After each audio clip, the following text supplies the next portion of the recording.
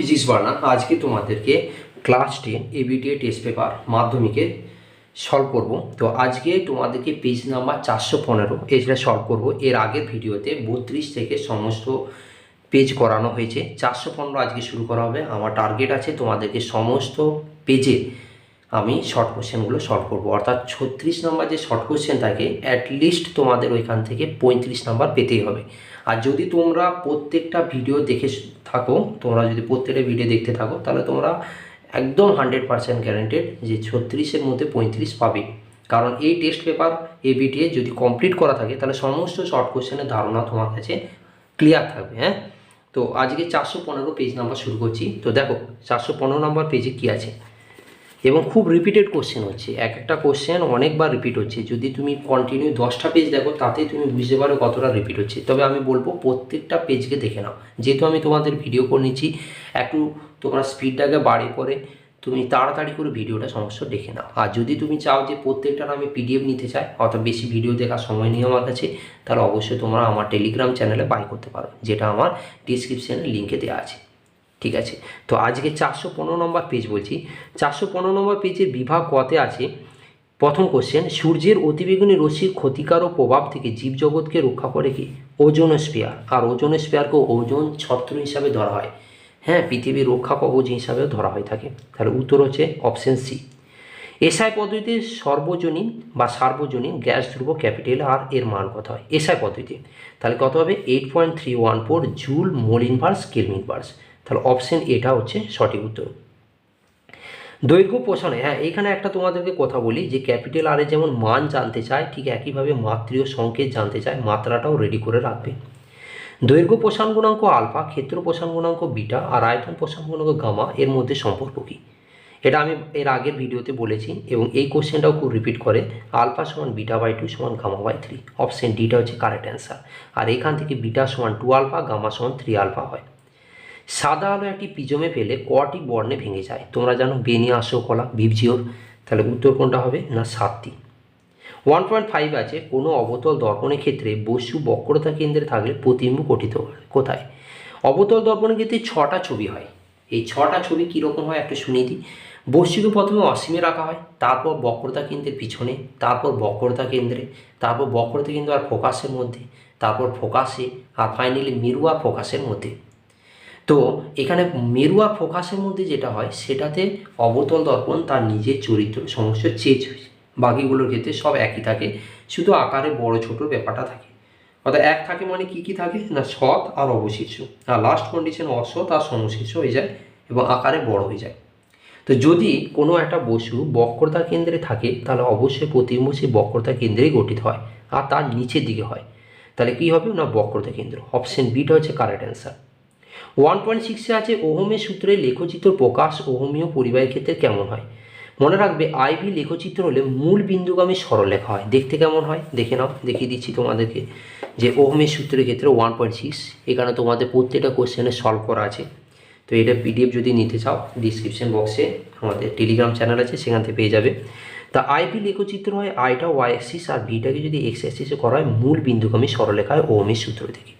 আর যারা অহমীয় হয়, অর্থাৎ আমি যদি বলি পিএন জংশন ডায়োড বলে একটা ব্যাপার হয়, অহমীয় পরিবাহীর ক্ষেত্রে মূল বিন্দুগামী উপবৃত্তাকার হিসাবে ধরা হয়। মানে এখানে যে অপশনটা রয়েছে না, মূল বিন্দুগামী উপবৃত্তাকার, দেখো তোমরা কোথায় পাচ্ছ এটা, দেখো মূল বিন্দুগামী উপবৃত্তাকার রেখা, তখন সেটা হয় অর্ধ পরিবাহীর ক্ষেত্রে। আর যদি বলে ওহমীয় পরিবাহী তাহলে মূল বিন্দুগামী সরলরেখা, অর্থাৎ অপশন ডি। 1.7-এ সিজিএস পদ্ধতিতে রোধাঙ্কের একক কী হয়? সিজিএস বলে ওহম সেন্টিমিটার আর এসআই বলে ওহম মিটার। খুব তাড়াতাড়ি করতে গিয়ে ভুলটি করে দাও না, মনে রাখবে এসআই বলে নয় সিজিএস বলেছে, আর সিজিএস হলে গিয়ে ওহম সেমি। রোধাঙ্ককে রো দিয়ে ডিনোট করা হয়। ঠিক আছে। সিএও ক্যালসিয়াম অক্সাইড যেটা পোড়াচুন বলে, যোগে সিএ এর তড়িৎ যোজ্যতা কত হয়? মনে রাখবে 2 হয়। তুমি বলবে কি করে হয়? দেখো যোজ্যতা জানতে গেলে প্রথমেই জানতে হবে ক্যালসিয়ামের পরমাণু ক্রমাঙ্ক কত হয়। ক্যালসিয়ামে হয় 20, আর 20 ভাঙলে কত হয়? 2, 8, 8, 2। লাস্ট কক্ষে যে ইলেকট্রনটা থাকে সেটা যোজক ইলেকট্রন বলে, আর তার ভ্যালুর উপর তার যোজ্যতা ডিপেন্ড করে। যদি 1 থেকে 4-এর মধ্যে হয় তাহলে যোজ্যতা কী হবে সেটাই। তাহলে এখানে 2 আছে, তাহলে যোজ্যতা কত হবে? 2। ঠিক আছে।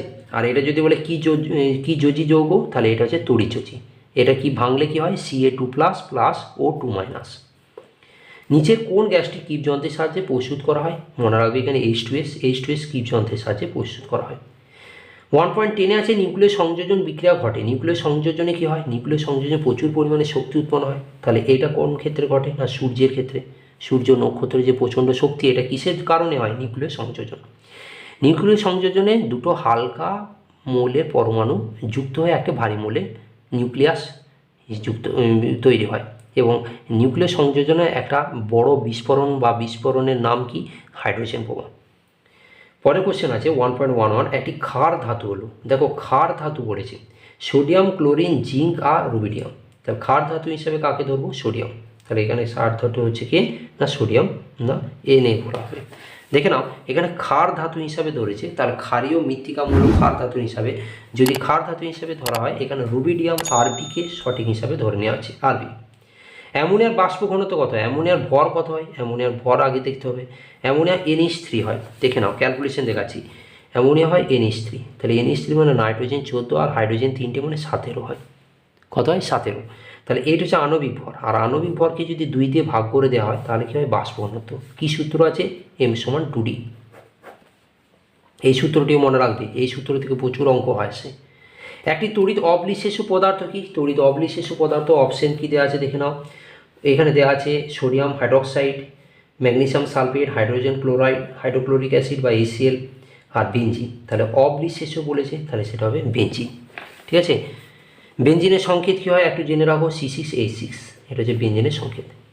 1.14 কোপার বিশুদ্ধকরণের সময় অবিশুদ্ধ কোপার পাতকে, এটাও রিপিটেড কোশ্চেন, অবিশুদ্ধ কোপার পাতকে কোথায় ব্যবহার করে? অ্যানোডে, আর বিশুদ্ধকে ক্যাথোডে। জমা অ্যানোডে যে আমাদের থকথকে থলির মতো যে কাদা বা যেটাকে মাঠ বলা হয়, সেটাতে কী বলা হয়? অ্যানোড মাঠ বলা হয়, আর সেখানে মূল্যবান দামি ধাতু পাওয়া যায়। অ্যাসিটোনে উপস্থিত কার্যকারী মূলক কি? Double bond C, double bond O। ঠিক আছে, এই মূলকটা যদি থাকে জানবে কি? অ্যাসিটোন থাকে, আর অ্যাসিটোনের সংকেত কী হয়? CH3COCH3। আর এটাকে যদি বলে গঠন সংকেত বলো, কি নাম হবে? 2-প্রোপানল। ঠিক আছে, বিভাগ খ 2 দেখা প্রথম বিভাগ খতে দেখো কি দেওয়া আছে। বিভাগ খয়ের প্রথম কোশ্চেন আছে সৌরকোষে কোন শক্তি বিদ্যুৎ শক্তিতে বা তড়িৎ শক্তিতে রূপান্তরিত? তাহলে সৌরশক্তি বিদ্যুৎ শক্তি রূপান্তরিত হয়। সৌরকোষ থেকে আরও দুটো কোশ্চেন কী হয়? সৌরকোষে অর্ধপরিবাহী হিসাবে কী ব্যবহার করা হয়? সিলিকন। আর ধাতু হিসাবে কী ব্যবহার করা হয়? রূপো, Ag। বায়ুমণ্ডলের কোন স্তরে বেতার তরঙ্গ প্রতিফলিত হয়? অথবা কোশ্চেন থার্মোস্ফিয়ারের অন্তর্গত আয়নোস্ফিয়ার। যদি 1 নম্বরে এরকমভাবে কোশ্চেন থাকে তাহলে ডিটেলস লিখবে যে থার্মোস্ফিয়ারের অন্তর্গত আয়নোস্ফিয়ার। আর যদি এরকম বলা থাকে যে শর্ট কোশ্চেন আছে, 4টে অপশান আছে, সেখানে থার্মোস্ফিয়ার উল্লেখ নাই, শুধু আয়নোস্ফিয়ার, তাহলে তো সেটাই উত্তর দেবে। কোন উষ্ণতায় গ্যাসের অণুগুলি বেগ শূন্য হয়ে যায়? সেটা হচ্ছে পরম শূন্য উষ্ণতায়, আর তার ভ্যালু হয় -273°C বা 0 কেলভিন। এই উষ্ণতায় গ্যাসের অণুগুলির বেগ শূন্য হয়ে যায়, অর্থাৎ বেগ শূন্য হয়ে যায় মানে গতিশক্তিও শূন্য হয়ে যায়। ঠিক, এরপর দেখো 2.3-তে তাপ পরিবাহিতার SI একক কী? দেখো গত যে পিডিএফটা করেছিলাম, অর্থাৎ এর আগের পিডিএফ, তোমরা দেখে নেবে, ওটা প্লেলিস্ট সেকশনে পেয়ে যাবে।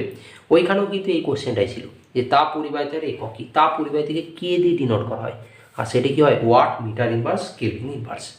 এছাড়া মনে রাখবে আর একটা কী একক হয়? Joule, metre inverse, kelvin inverse আর সেকেন্ড ইনভার্স। এই জুল পার সেকেন্ডকে ওয়াট বলা হয়। একটি ক্ল্যাথরেট যৌগের নাম, এটা পরিবেশের জন্য ভাবনা চ্যাপ্টারে পাবে। ক্ল্যাথরেট যৌগের নাম হয় মিথেন হাইড্রেট, আর 4CH4.23H2। মিথেন হাইড্রেট থেকে কোশ্চেন হয় মিথেন হাইড্রেট কি? মিথেন হাইড্রেটের ব্যবহার, এটা একটা ইম্পর্টেন্ট কোশ্চেন। এখান থেকে আর একটা কোশ্চেন হয় স্থিতিশীল উন্নয়ন বলতে কি বোঝো, ইহার গুরুত্ব। 2.5 আছে গাড়ির লুকিং গ্লাসে কোন ধরনের দর্পণ? লুকিং গ্লাস মানে যেটা থেকে আমরা পিছনের কোনো গাড়িকে দেখতে পাই, সেই দর্পণটাতে উত্তল দর্পণ ব্যবহার করা হয়। উত্তল দর্পণে বস্তুর আকারকে ছোট করে দেখায়, আর আকারকে ছোট করার জন্য একসাথে অনেকটা বস্তুকে দেখা যায় এবং এদের দৃষ্টিক্ষেত্র অনেক বেশি হয়। অথবাতে আছে একজন সুস্থ স্বাভাবিক মানুষের চোখের নিকট বিন্দু বলতে কত দূরত্ব হয়? মনে রাখবে নিকট বিন্দু হলে 25 সেন্টিমিটার, আর যদি দূরবর্তী বলে সেটা আমাদের সুস্থ ব্যক্তিকে তো অসীম ধরা হয়, কিন্তু বাস্তবে কোনো বস্তুকে আমরা অসীম পর্যন্ত দেখতে পাই না। কিন্তু আমরা অসীম কেন বলি না? সূর্য নক্ষত্র আমরা ধরে নিই যে আমাদের থেকে অসীম দূরত্বে অবস্থিত, আর এই কারণে আমরা বলি যে সূর্য নক্ষত্র যেহেতু আমরা দেখতে পাচ্ছি, তাহলে আমাদের সুস্থ চোখে ম্যাক্সিমাম রেঞ্জ কতটা হতে পারে না? সেটা হচ্ছে অসীম। ফিউজ তারের রোধাঙ্ক উচ্চ রোধাঙ্ক হয়, নিম্ন গলনাঙ্ক হয়। ফিউজ তারে কী কী মেশানো থাকে? পিবি আর এসএন। ঠিক আছে, পিবি কত 75%, এসএন থাকে কত 25%। বর্তনীতে শ্রেণী সমবায় যুক্ত থাকে আর লাইভ তারের সাথে ডাইরেক্ট কানেক্টেড থাকে। উচ্চ রোধাঙ্ক আর নিম্ন গলনাঙ্ক মনে রাখার সুবিধা কি? ফিউজ তার হচ্ছে ঘরের সিকিউরিটি হিসাবে ধরা হয়, সেফটি সিকিউরিটি। নিম্ন গলনাঙ্ক হওয়ার জন্য বেশি যদি ওর মধ্যে দিয়ে তড়িৎ পাস হয়ে যায় তাহলে তড়িতের আর একটা রূপ কি তাপ, আর তাপ হওয়ার জন্য কি চট করে কেটে যাবে, কারণ বেশি তাপ নিতে পারে না নিম্ন ওই জন্য। আর উচ্চ রোধাঙ্ক, রোধাঙ্ক কী করে, রোধ বা রোধাঙ্ক এদের কাজ কি কারেন্ট ফ্লোকে বাধা দেওয়া, তাহলে ওই জন্য উচ্চ রোধাঙ্ক হয়। তাহলে একদিক থেকেও বাধা দেবে, আর যদি না পারে তাহলে কেটে যাবে। আর কেটে যাওয়া মানে ডিসকন্টিনিউ বা ডিসকানেক্ট হয়ে গেল, আর ডিসকানেক্ট হলে বর্তনীর মধ্যে দিয়ে আর কারেন্ট ফ্লো হবে না। এই কোশ্চেনটা রিপিটেড কোশ্চেন, ফিউচার ব্যাপারটা। 2.7 আছে, কোনো মাধ্যমে আলোর বেগ আছে 2 × 10⁸ মিটার/সেকেন্ড। ওই মাধ্যমে প্রতিসরাঙ্ক কত? খুব ইম্পর্টেন্ট কোশ্চেন। আলোর বেগ থাকলে সেটাকে ভি দিয়ে ডিনোট করা হয়, তাহলে ভিটা কত 2 × 10⁸ মিটার/সেকেন্ড। কীভাবে লিখতে হয় দেখে নাও, হ্যাঁ, কি লেখার সিস্টেমগুলো দেখো। কোনো মাধ্যমে আলোর বেগ ভি হচ্ছে 2 × 10⁸ মিটার/সেকেন্ড। তাহলে বায়ুর মাধ্যমে আলোর বেগ এটা তোমাকে তো জানতেই হবে 3 × 10⁸ মিটার/সেকেন্ড, যেটাকে সি দিয়ে রিপ্রেজেন্ট করে। প্রতিসরাঙ্ক জায়গা থেকে পড়েছিলে মিউ সমান c/v, মান বসাও, ক্যালকুলেশন করলে 10⁸ গুলো কেটে আছে, আর 3 2 মানে 1.5। প্রতিসরাঙ্কের মনে রাখবে কোনো একক হয় না, একক বিন রাশি হিসাবে ধরা হয়। প্রতিসরাঙ্কের আর একটা ইকুয়েশন হয় স্নেলের সূত্রে, সেটা মনে রাখবে sin i/sin r। স্যার এই সূত্রটা কখন বসাবো? এই সূত্রটা তোমরা বসাবে যে টাইমে তোমাদের অ্যাঙ্গেল দেওয়া থাকবে, আপাতন কোণ, প্রতিসরণ কোণ, সেই টাইমে এই জিনিসটাকে ব্যবহার করবে। এরপরে দেখো 2.8 কোশ্চেন। 2.8 বলছে বৈদ্যুতিক ফিউজে কোন কোন ধাতু সংকর ব্যবহার করা হয়? মনে রাখবে লেড এবং টিন। এই মাত্র সেটাকে বললাম যে লেড আর টিন। অ্যাভোগাড্রোর প্রকল্পটি লেখো। Important question. একই চাপ উষ্ণতায় সময়ত সকল গ্যাসে সমান সংখ্যক অণু বর্তমান। এবং গ্যাস কীরকম হতে পারে? মৌলিক বা যৌগিক। মৌলিক কী হয়? নাইট্রোজেন, অক্সিজেন মৌলিক। যৌগিক কী হয়? Ammonia, NH3। তাহলে তখন দুটো ভিন্ন ধরনের গ্যাস বা যখন একসাথে যুক্ত হয় তখন সেটা কী হয়ে যায় না যৌগিক হয়ে যায়। ঠিক আছে, এবং এর ভ্যালু তো সবাই জানো, তোমরা ক্লাস 9-এ জেনে গেছো 6.022 × 10⁻23। এসটিডিতে যে কোনো গ্যাসের অণুর সংখ্যা কত থাকে তখন বলা হয় অ্যাভোগাড্রোর সংখ্যা। খেয়াল রাখবে অণু বলবে, পরমাণু হয়ে গেলে কিন্তু ভুল হয়ে যাবে। নিউক্লিয়াসের গঠনের সময় যে ভর ত্রুটি হয় তা কোন শক্তিতে রূপান্তর হয়? নিউক্লিয় বন্ধন শক্তি। আর বন্ধন শক্তিকে ডেলি হিসাবে ধরা হয়। রিলেশন কি? ডেলি সমান ΔM × c²। এটা কোথা থেকে আছে? আইনস্টাইনের আপেক্ষিকতাবাদ তত্ত্ব থেকে আসে। 2.10 পর দেখো, অথবাতে আছে সূর্য এবং নক্ষত্রের উষ্ণতা এত বেশি হওয়ার কারণ কি? নিউক্লিয় সংযোজন। আগের ভিডিওতে আমি এটা সম্বন্ধে ডিটেলস বলছিলাম যে সূর্য আর নক্ষত্রের যে এতটা উষ্ণতা, সমস্যাটা নিউক্লিয় সংযোজনের কারণ আছে, আর যার জন্যে প্রতি সেকেন্ডে কতটা করে শক্তি হ্রাস পাচ্ছে, আর সাথে সাথে অটোমেটিক নতুন করে শক্তি উৎপন্ন হচ্ছে। আর সূর্য ও নক্ষত্রের মধ্যে মূলত যে গ্যাসের প্রাধান্য সবচেয়ে বেশি থাকে সেটা হচ্ছে হাইড্রোজেন, আর তারপরে যেটা থাকে সেটা হচ্ছে হিলিয়াম। এরপরে কোশ্চেন আছে বেরিলিয়াম এবং অক্সিজেন বি এর মধ্যে কোনটি পারমাণবিক ব্যাসার্ধ কম? মনে রাখবে বেরিলিয়ামের পরমাণু ক্রমাঙ্ক 4 হয়, অক্সিজেনে 8 হয়। বাম থেকে যত ডান দিকে যাবে তত পর্যায় বরাবর তার পরমাণু ব্যাসার্ধ কমতে থাকে। তাহলে কম কার বলেছে? যে ডান দিকে আছে, আর ডান দিকে আছে অক্সিজেন, তাহলে অক্সিজেনটা সঠিক অ্যান্সার। যদি শ্রেণী সমবায় বলতো তাহলে উপর থেকে নিচে হতো, আর উপর থেকে নিচে হলে বাড়ে, তাহলে সেক্ষেত্রে যে নিচে থাকতো সে বেশি হতো। কিন্তু খেয়াল রাখবে যে এরা কিসে আছে? পর্যায় বরাবর। তুমি কি করে মনে রাখবে যে এরা পর্যায় বরাবর আছে? দেখো 4 মানে কি? ভাঙলে 2 আর 2, আর 8 ভাঙা মানে কি? 2 আর 6। তাহলে দুটো পার্টে ভাঙা মানে পর্যায় কত? 2। এখানে পর্যায় কত? 2। তাহলে একই পর্যায়ে আছে। 2 নম্বর পর্যায়ে মৌলগুলি বিজারণ ধর্ম। এই জায়গাটা একটা ইম্পর্টেন্ট জায়গা। এখানে তোমাকে পারমাণবিক ব্যাসার্ধ, তড়িৎ ঋণাত্মকতা, জারণ ধর্ম, বিজারণ ধর্ম আর আয়নেশন শক্তি, এই 5টার ক্ষেত্রে পর্যায় বরাবর কি হয়, শ্রেণী বরাবর কি হয়, বাড়ে না কমে, এবং কতগুলো মৌলকে তোমাকে একটু জানতে হবে। তো এখানে lithium, beryllium, boron, carbon, nitrogen, oxygen, fluorine আর নিয়ন। আর একটা জিনিস তোমাদেরকে বলবো, 1 থেকে 30 পর্যন্ত মৌলগুলো তার পরমাণু ক্রমাঙ্ক অবশ্যই মনে রাখার চেষ্টা করবে। তাই লিথিয়াম হচ্ছে একদম বাঁ সাইডে আছে, তার বাম দিকে থেকে যত ডান দিকে যায় তার কি হয় না, তার পারমাণবিক ব্যাসার্ধ যেমন কমতে থাকে ঠিক সেরকমভাবে বিজারণ ধর্ম হ্রাস পায়। তার বাম থেকে ডান দিকে গেলে তার বিজারণ ধর্ম হ্রাস পাওয়ার জন্যে সবচেয়ে বাঁয়ে যে আছে সে সবচেয়ে বেশি, তার lithium greater than beryllium, boron, carbon, nitrogen, oxygen, fluorine and নিয়ন। 2.13 আছে অ্যালকেনের সাধারণ সংকেত। আগের ভিডিওতে তুমি যদি দেখো তাহলে সেখানে অ্যালকাইন ছিল, এখানে অ্যালকেন বলেছে। তাহলে অ্যালকেনে কী হয়? CnH2n+2। আর এখানে কী আছে? +1 বলে কোনো কিছু নয়, তাহলে এটা ভুল আছে, তাহলে মিথ্যা। লোহার মরচে সাধারণ সংকেত কি? লোহার মরচে যদি সাধারণ সংকেত বলো কি হবে? Fe2O3.X H2। এক্স হচ্ছে জলের কতগুলো অণু সংখ্যা আছে সেটার কথা হচ্ছে। তা এখানে এক্স মানে এক্সের ভ্যালু কত পর্যন্ত হতে পারে, এক্সের ভ্যালু 1, 2 আর 3। মরচে হতে গেলে 3টে জিনিস লাগে, মনে রাখবে। একটা হচ্ছে আমাদের জলীয় বাষ্প, একটা হচ্ছে অক্সিজেন, আর একটা কি না, এটা হচ্ছে লোহা। এই 3টে জিনিসের প্রয়োজন। তাহলে বাতাসে জলীয় বাষ্প আর অক্সিজেন দুটো একসাথে থাকলে তখনই লোহায় মরচে পড়তে পারে। এই জন্য বর্ষাকালে মরচেটা শীতকালের তুলনায় বেশি পড়ে। পিতল সংকর ধাতুর উপাদান মৌলগুলি কী কী থাকে? পিতলের মধ্যে কপার আর জিঙ্ক থাকে, ঠিক আছে। পিতলের মধ্যে কপার আর জিঙ্ক, জিঙ্ক মানে 10টা। এর কোন অক্সাইডের সঙ্গে জলের বিক্রিয়ায় দুটি অ্যাসিড উৎপন্ন হয়? এনের সাথে এনের O2 নাইট্রোজেন ডাইঅক্সাইড এতে উৎপন্ন হয়। অথবা নাইট্রোলিম কি? Calcium cyanamide. এটাও রিপিটেড কোশ্চেন। ক্যালসিয়াম সায়ানামাইড ও কার্বনের ধূসর মিশ্রণকে নাইট্রোলিম বলা হয়। CaCN2 বলা হয় বা CaNCN। 2.15 এর অথবা 2.16 দেখো, 2.16 আছে ইথানলে গাঢ় H2SO করে নিরুদনে কি উৎপন্ন হয়? Very very important question. এটা যে জৈব যৌগ চ্যাপ্টারের ইম্পর্টেন্ট কোশ্চেন। এবং এটাকে এইভাবে বলে রূপান্তর করো, নিয়ে দিয়ে দেবে কি ইথানলের ছবি দেওয়া থাকবে, ইথানলের ছবি থেকে তীরচিহ্ন করে ইথিলিন বার করতে হবে। আর না হলে শর্ট কোশ্চেনে এরকম থাকবে কি উৎপন্ন হয়, উৎপন্ন হয় আমাদের ইথিলিন আর তার সাথে জল নির্গত হয়। এরকম দেখতে পাবে CH3CH2OH তীরচিহ্ন গাঢ় H2SO 170 A+B। এটা কি তৈরি হবে, বিটা কি তৈরি হবে দিতে পারে। মনে রাখবে 170 ডিগ্রি টেম্পারেচার লাগে, গাঢ় H2SO লাগে, সেখানে ইথানল যেটা CH3CH2OH সেটা ভেঙে ইথিলিন এবং জল উৎপাদন করে। তাহলে কি উৎপন্ন করে বললে ইথিলিন। বন্ডিং কী হয়? CH2 double bond CH2। পরীক্ষাগারে H2S প্রস্তুতির রাসায়নিক সমীকরণ কি? FeS প্লাস লঘু H2SO4, FeSO4 প্লাস H2S উৎপন্ন হয়।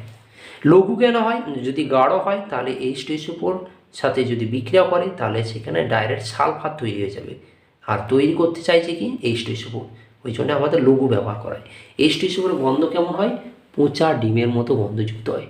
কি হয়? পচা ডিমের মতো। তারপরে অথবা কোশ্চেন ছিল H2SO4 আর NaOH এর বিক্রিয়ায় উৎপন্ন অ্যাসিডটি লবণটির সংকেত কী হবে? H2SO4 হচ্ছে একটা অ্যাসিড, অর্থাৎ তীব্র অ্যাসিড আর তীব্র ক্ষার। অ্যাসিড আর ক্ষারের বিক্রিয়াতে লবণ আর জল উৎপন্ন হয়, ক্লাস 9-এ তোমরা পড়েছো। তাহলে এখানে H2SO4 এর সাথে 2NaOH যদি দেওয়া হয় Na2SO4 প্লাস 2H2, আর এই যে লবণটা তৈরি হয় সেটা হচ্ছে সোডিয়াম সালফেট লবণ। আর যদি H2SO4 এর সাথে শুধু NaOH দিই তাহলে NaHSO4 প্লাস H2, এটাকে সোডিয়াম বাই সালফেট বলা হয়। এটা একটা লবণ। হাইড্রোজেনটাকে বাই হিসাবে ধরা হয়, বলা সোডিয়াম হাইড্রোজেন সালফেট বললেও কোনো অসুবিধা নাই, ঠিক আছে। তো এই দুটো হয়, দুটোই তোমার ঘটনা। তাহলে অ্যাসিড লবণে তুমি এইটার উত্তর দিতে পারো, এইটার উত্তর পারো, কোনো এসে যায় না। তবে শুধুমাত্র NaOH এর কথা বলেছে, তার জন্য সোডিয়াম বাই সালফেটটা দেওয়াটাই সঠিক। আর 2 পরিমাণে বলতো বা 2 মোল অনুপাতে হলো তখন সোডিয়াম সালফেটটাকে ইউজ করা হতো। বামস্তম্ভ ডানস্তম্ভ 2.180 কী দেওয়া আছে? একটি ক্ষার ধাতু কি? পটাশিয়াম। যে মূলের এনায়ন লোহায় মরচে পড়াকে ত্বরান্বিত করে কি? ক্লোরিন পরমাণু। হেমাটাইট, রেড হেমাটাইট এগুলো কিসে? এগুলো হচ্ছে আয়রনের নিষ্কাশিত বা আয়রনের আকরিক। আর সর্বাধিক তড়িৎ ঋণাত্মক মূল্য ফ্লোরিন। ইম্পর্টেন্ট কোশ্চেন, সর্বাধিক তড়িৎ ঋণাত্মক হচ্ছে ফ্লোরিন। তা এই ছিল আজকে ভিডিও, যেখানে আমি তোমাদেরকে পেজ নাম্বার কত করলাম না, পেজ নাম্বার তোমাদেরকে দেখো 415, 415 নম্বর পেজ তোমাদেরকে সলভ করলাম। তো যদি ভিডিওটা ভালো লাগে অবশ্যই ভিডিওটা লাইক করবে, শেয়ার করবে, সাবস্ক্রাইব করবে। আর এর আগের ভিডিওগুলো তোমরা যদি না দেখে থাকো প্লেলিস্ট সেকশনে ইমিডিয়েট দেখে নাও, কারণ তোমাদের সামনে এক্সাম আছে, একটু তাড়াতাড়ি করে ভিডিও দেখো। আর যদি তোমরা চাও যে সমস্ত ভিডিও পিডিএফগুলো আমি বাই করতে চাই তাহলে টেলিগ্রাম লিঙ্কে তোমরা জয়েন হয়ে যাও, ঠিক আছে। আজকে ভিডিও এতটা পর্যন্ত, বাই, থ্যাংক ইউ।